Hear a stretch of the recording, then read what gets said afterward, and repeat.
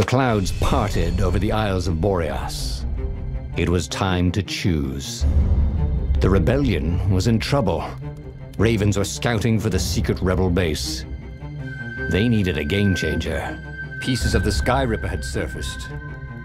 Renata knew that using it could go catastrophically wrong, but he was sure he could figure out how to use it safely. Also, a temple had risen out of empty desert. The Iblis stone was hidden there.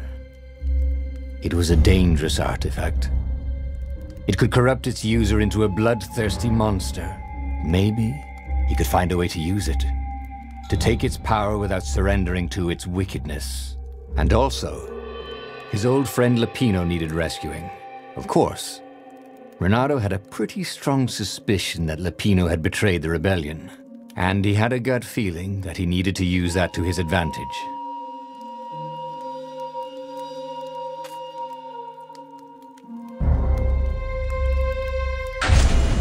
Every child knew about the Sky Ripper. The Transcendent Emperor had buried its pieces deep. And then, this Emperor's horrific sacrifices had brought it back to the surface. Renato wasn't exactly sure how to use the legendary weapon. But surely, there must be some way to do it without provoking another catastrophe. Had he, somehow, summoned the long-lost components of the legendary weapon out of the deep places of the Earth? It was more than Renato could fathom. But if he could find a legendary weapon, he would use it.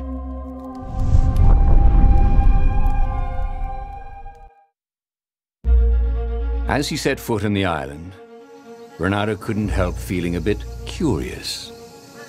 Was Lapino still waiting to be rescued? No. He was probably drinking champagne with the ravens. Did ravens drink champagne? Did rabbits? Renato felt oddly thirsty, come to think of it. Why had he chosen the Sky Ripper? Renato never made plans that required constant vigilance. He was a hero. He didn't think too much. He just went with his gut and hoped it all worked out. The Sky Ripper was a long shot. He'd have to devote himself to it. No side journeys, no rescuing old friends. That was against his nature. Could he stick with it?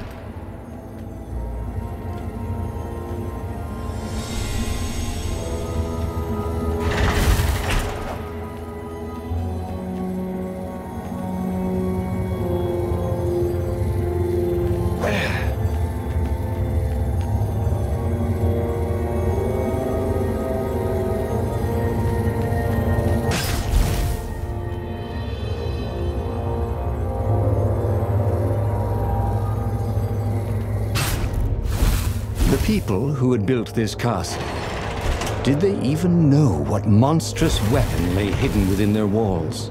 The Sky Ripper could destroy anything it touched, or so the legend said. As the Transcendent Emperor had fought the lost gods, thousands and thousands had died. But Renato had been through wars. The only merciful war was a short one. Hey! I got his friend as a swan. Can he join up? He dyes his feathers.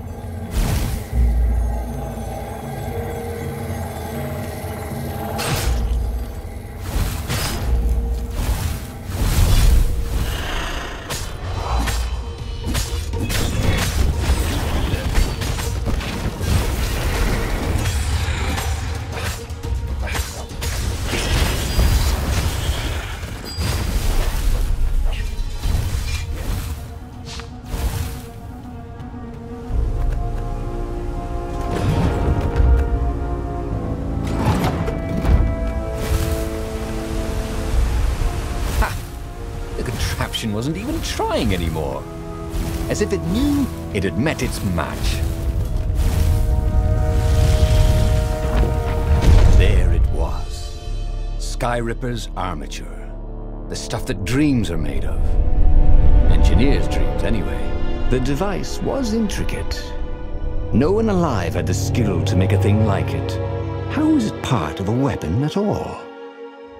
He'd have to ask a scientist. But first, he'd get the second piece. Sky Ripper had a heart. A core that had come to rest on the next island. Well, there was another island he could reach. Zenobia had just invaded it with her father's Raven battalions. She must be encamped there still. But fighting Zenobia now, that made no sense at all. He'd already sacrificed one friend to get this armature, was it? He didn't need to hurry to face her. She would find him.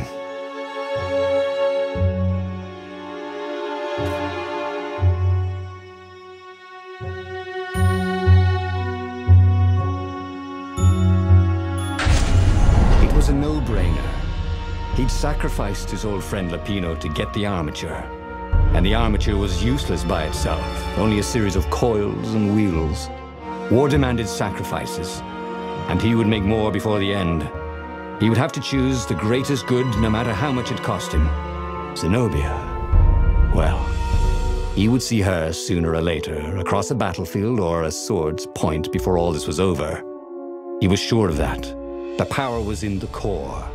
Obviously, he had to get the core.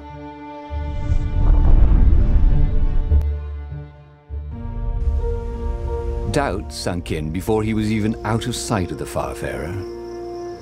Why had he chosen the Sky Ripper? It was the sort of path he'd always avoided. The path of responsibility, of seriousness. Had he grown up? He didn't feel grown up. He'd made this decision from his gut, like he always did. Somehow, he'd impulsively decided to stop being impulsive. Did that make any sense?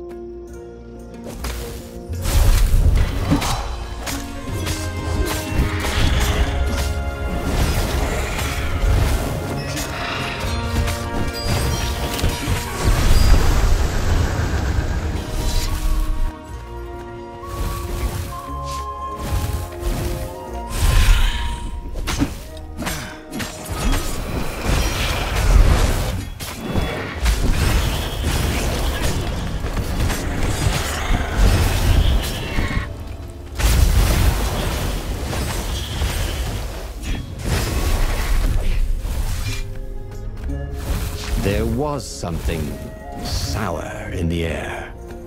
Like the earth had ruptured over something that had been fermenting for a very long time.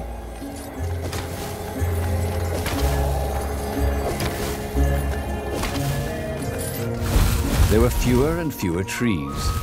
There were only these huge crystalline growths. Had those been here before?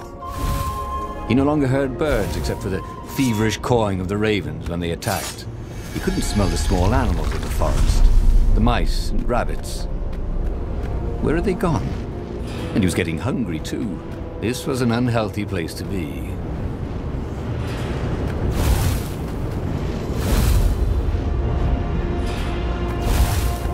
Oh look, fracking.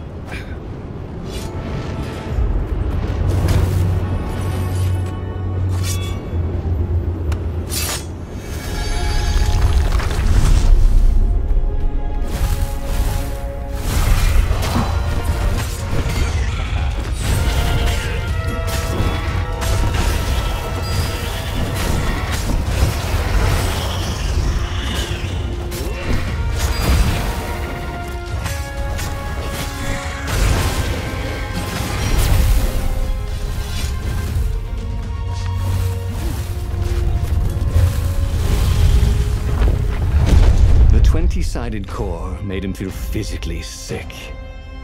Once he had sneaked into a temple of the dark art, and he hadn't liked what he smelt and saw there. This felt like that. As quick as he could, he wrangled the icosahedron into the armature. The wheels began to spin, then glow. The sick feeling quickly spun away. Now he only felt sad. He had lost good friends for this war apparatus. Maybe Lapino wasn't such a good friend. That made him feel better. He carried his prize back to the Farfarer. Now, he had to make his next move. There was a key Imperial outpost on the Nexus. If this really was some sort of super weapon, he could use it to wreak havoc on the enemy. And if it wasn't, well, better to know that before the final battle. But maybe he should show it to some scientists first. There was an observatory on the Nexus. Maybe he should go there before he fired it.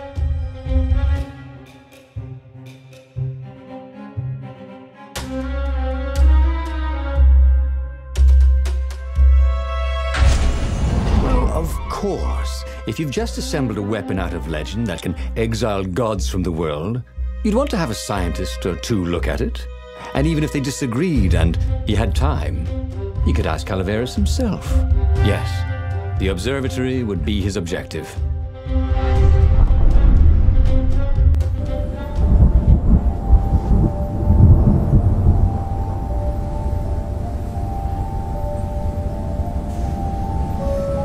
Why had the parts of the Sky Ripper only surfaced now, thousands of years after the Transcendent Emperor had dismantled it? The mad Emperor Isengrim had performed terrible, bloodthirsty rituals to invoke the lost gods. Was that why these ancient artifacts were rising out of the ground? How perfect, then, that the Sky Ripper would reappear to be his destruction. And, hopefully this time, just his destruction.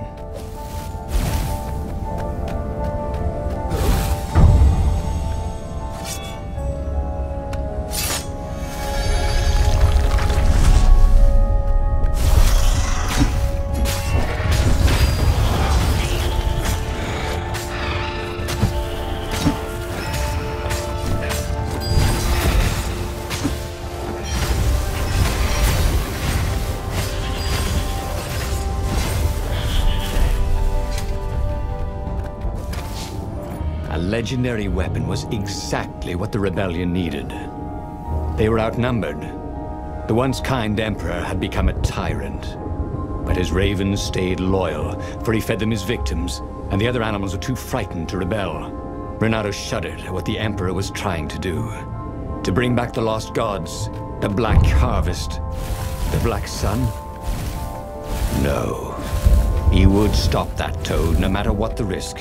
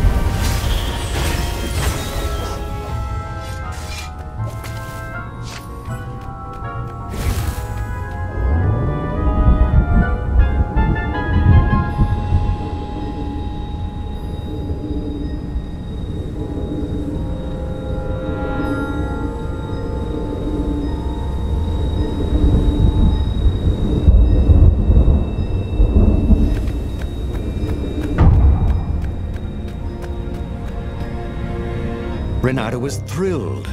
The scientists seemed to think he'd put the Sky Ripper together right. But one toad was worried. Yeah, the Sky Ripper could tear a hole in existence itself. There are invisible strings that tie the universe together. If the Sky Ripper cut one, the hole would widen and widen until our whole existence fell into it. Another toad sighed. Irving still believes in string theory. At least go see Calaveras. Yeah, said the worried toad. He knows more than anyone else has forgotten about the Transcendent Emperor. If anyone could tell him how to use this weapon safely, it would be Calaveras. It was he who had told Renato how to find it in the first place. But maybe he had to give up on using it as a weapon. Maybe he had to go to the secret rebel base and ask the generals there what he could do with a weapon that he dared not use. One way or another, there had to be a safe way to use it.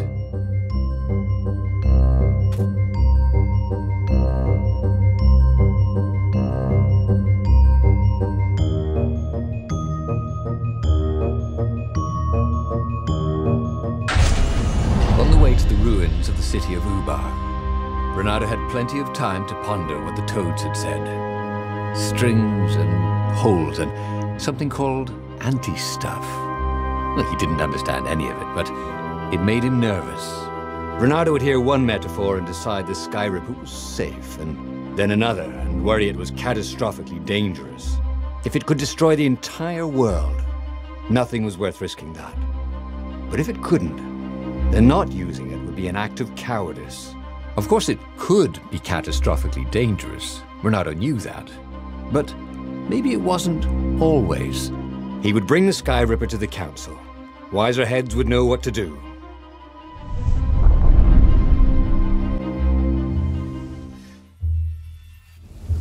The truth was, if it wasn't safe, then it was dangerous. They couldn't use it. He'd found the Skyripper for nothing. He should have rescued his friend Lupino. Oh, he should have confronted Zenobia. He had nothing but his sword. But maybe the council would have an idea?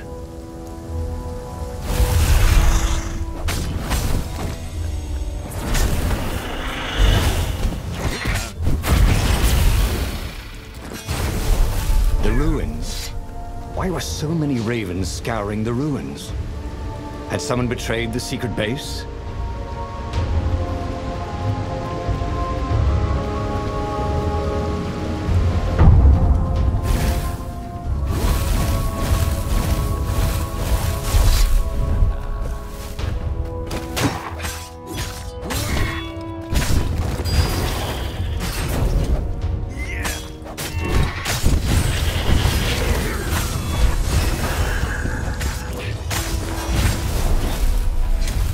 The rebellion was in trouble. They'd have to attack, brandishing a super weapon they could not use. It could work.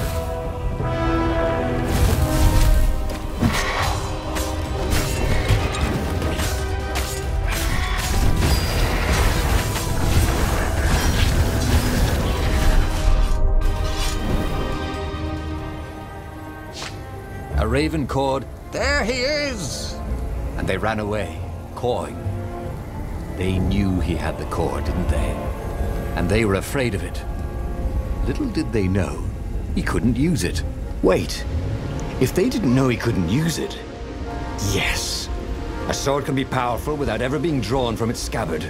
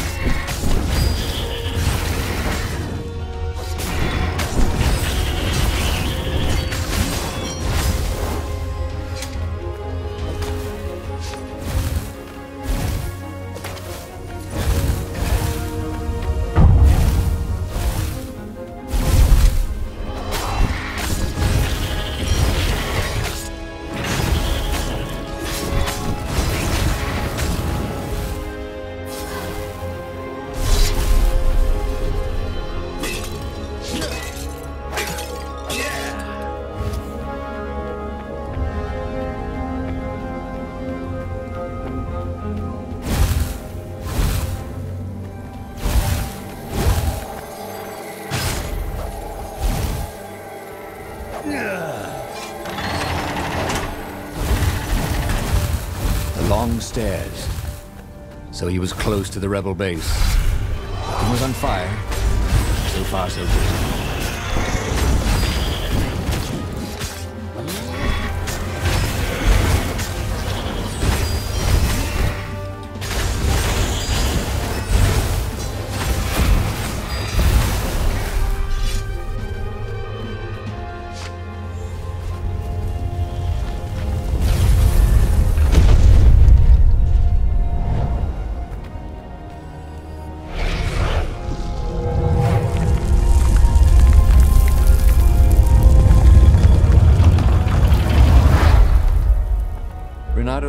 made it to the hideout when he was shoved into a meeting room.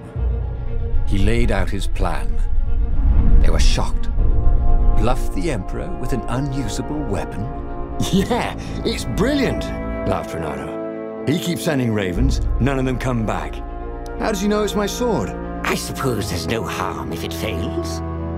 Take the Sky Ripper into a firing position, Croaked the speaker. I shall attempt to hail him by far, Speaker. It was a huge bluff. Renato had no cards to play. Just a weapon that could maybe destroy everything he hated and everything he loved. Could he be sure it wouldn't work? No, of course not. Of course the Emperor couldn't be sure it wouldn't work, and he must believe in ancient weapons if he hoped to bring back the lost gods, right?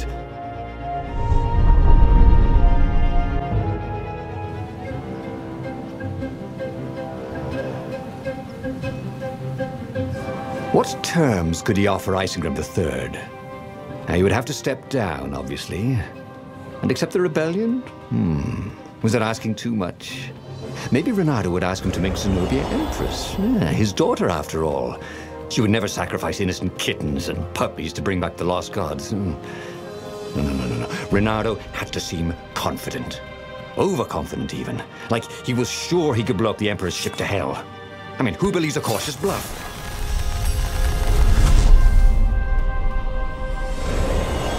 Renato had a feeling that was the back door to something. But what?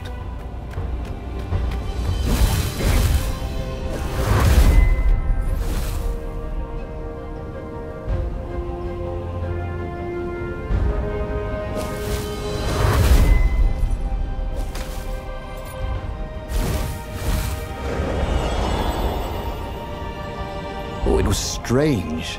Fighting to place a weapon he could not use? But he could end the war tonight with just a threat.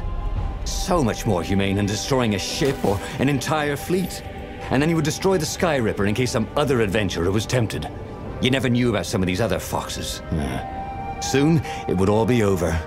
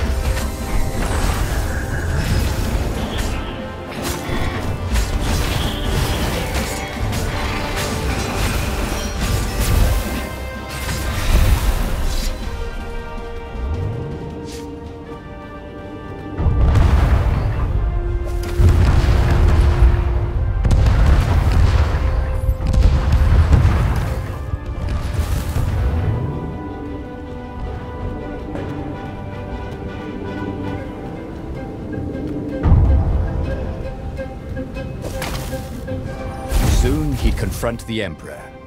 Again. This time, he'd make an end of him. He'd screwed up last time, but he had a good feeling about this time.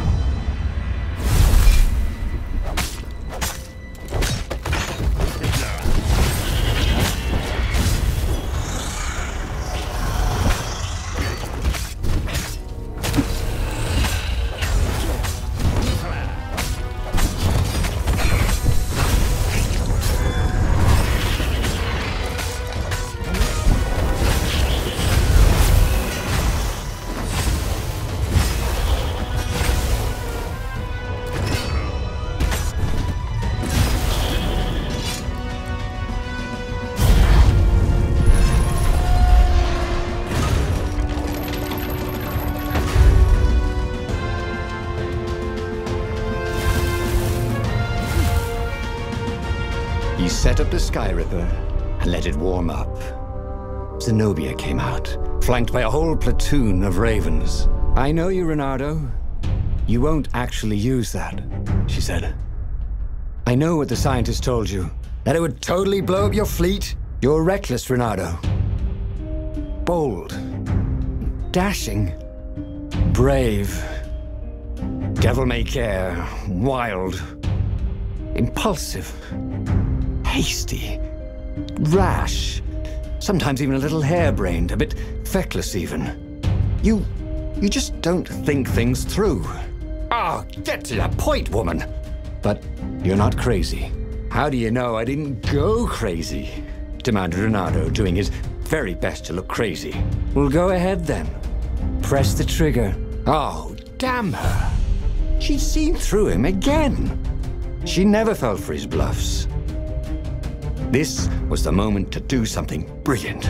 To come up with exactly the right thing to say, to make a heroic move.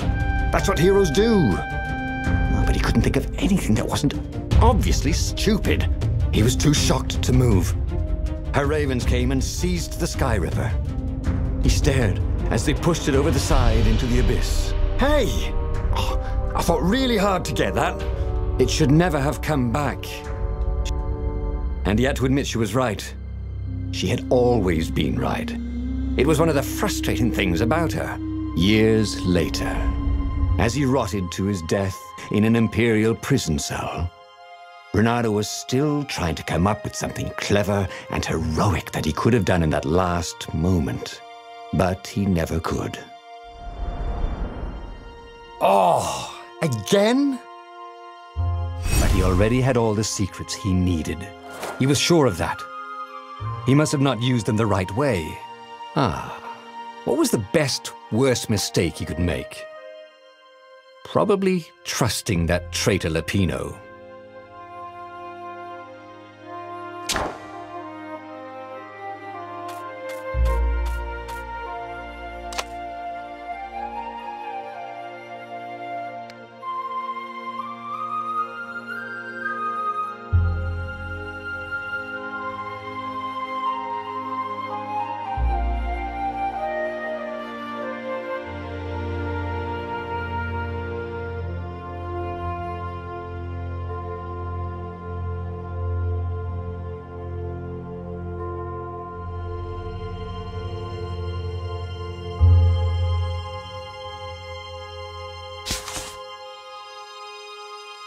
The book's pages fluttered to the beginning once again, faster than before, and he fell.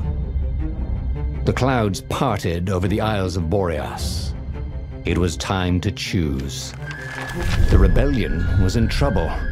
Ravens were scouting for the secret rebel base. They needed a game changer. Pieces of the Sky Ripper had surfaced. Renato knew that using it could go catastrophically wrong. But he was sure he could figure out how to use it safely. Also, a temple had risen out of empty desert. The Iblis stone was hidden there. It was a dangerous artifact.